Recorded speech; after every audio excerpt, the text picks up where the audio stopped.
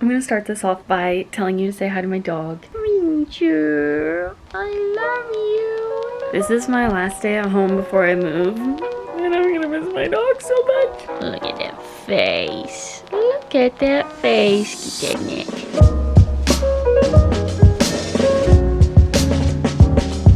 Hello everyone, my name is Sydney, and whether you're new here or not, I'm glad you're here anyways. I am in a rush to film this because I am on a deadline of when to upload, but I need to film this anyways because I am starting a new series on my channel.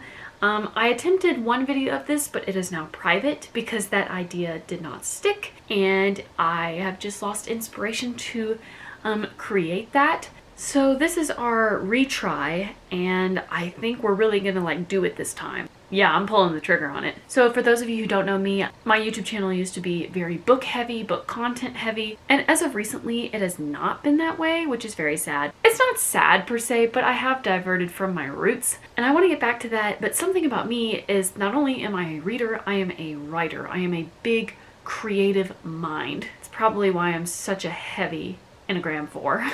I have decided that because I am going to college and I still work a job and I am extremely busy with activities and being part of dance team and a sorority right now, all I should focus on right now with my true to form book, like my big book I've written for years and years, which I've talked about some on this channel, I need to put that to rest and only focus on querying and pitching to publishers and agents. That's all I need to do with that right now. I can't bother myself with writing the sequel to it just yet until I get the ground running and get some professional editing help so I can make that first book concrete. However, I need a creative outlet in terms of writing, otherwise I'm going to go stir crazy. And I had this brilliant idea to, not focus on a project so hardcore. And so I have decided to create 6 short stories that all go together, and I am going to publish them on Amazon. I'm deciding to take the self-publishing route to see that if my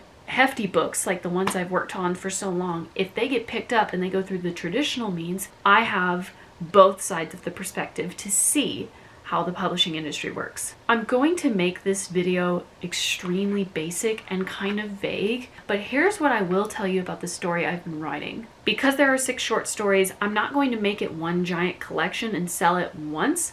I'm going to write these short stories and sell each of them individually. I have working titles for some of these stories, but I'm not going to reveal them just yet. So I'm going to give you the collection name. Each story will be seen subtitle wise as a 6 ships story. The core premise for each story is that in attempts to alleviate the population and poverty crisis in overcrowded countries, the government system in place is willing to send the impoverished citizens on a costless voyage to the southernmost continents, which used to be too cold to host human life. With advanced technologies, that continent has now become a hospitable environment. When these poorer citizens arrive at the docks, they can pick one of 6 ships to board in order to be taken to the new continent. And the only information that is released about this voyage to these people are the order of how the ships arrive in the new continent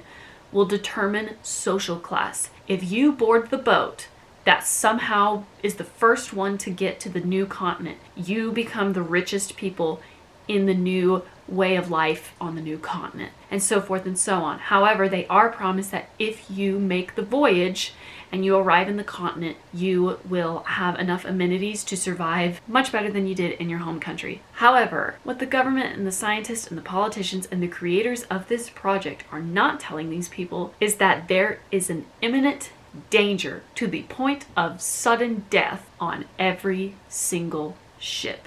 Each ship is different. Something I'm really excited to do with these short stories though is that depending on what the threat is, that will determine what subgenre thematic elements go into the story. I will be writing these in order of the ships. So the first story that I will release, and when I figure out the timeline of when I'm going to put these out and such, I will definitely tell you, but I'm going in boat order. So ship 1 will be the first story that I write out, and it will go all the way until the 6th ship. I wanted to write this story because I thought it would be a good exercise for me to stretch my brain. I have character names for the first one, but they're not solid. The female is solid. I'm keeping her name. However, the males is still up for debate. Right now I'm drafting the Decree to the People, which is the formal announcement that these 6 voyages are going to be taking place on designated ocean liners for the impoverished citizens. And I'm still trying to navigate what kind of governmental system I'm going to have in place that is going to be announcing this. I can tell you right now it's not a monarchy. I'm not doing royalty.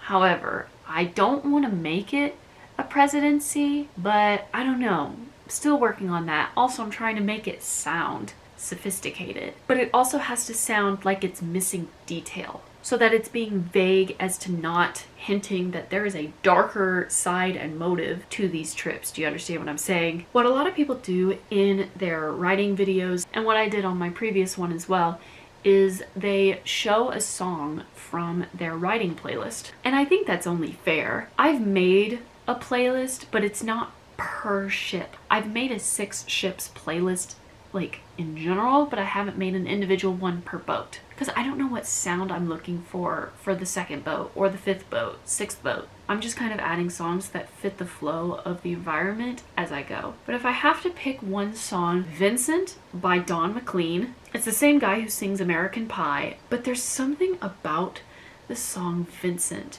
very soothing, but there's something in his voice that makes me think it's eerie. And this first book is very eerie. I don't know how to describe it other than the fact that the threat that is presented on boat 1 is just icky. It's gross. Like, it makes my stomach churn. It makes my chest all tight. So in one sense, you could say that this song brings a sense of peace into the setting that it does not have. But at the same time, it's one of those eerie songs that can be played underneath like a montage of absolute chaos. That's all I have for you guys. If you like this video, give it a thumbs up and subscribe. I'm hoping to continue this series somewhat regularly. This takes a lot less pressure off of me to produce content that takes a lot of time to edit. Of course, I'll still be doing that, but with me transitioning into college and recruitment, I kind of need some quick videos to put out so that the algorithm doesn't forget me. So be patient with me. I'm really trying my best, and I hope you guys are somewhat intrigued by the premise I'm presenting. But yeah, that's all I've got. Once more, my name is Sydney. I make YouTube videos every Tuesday and every Thursday, and I will see you guys in the next video. Bye, guys.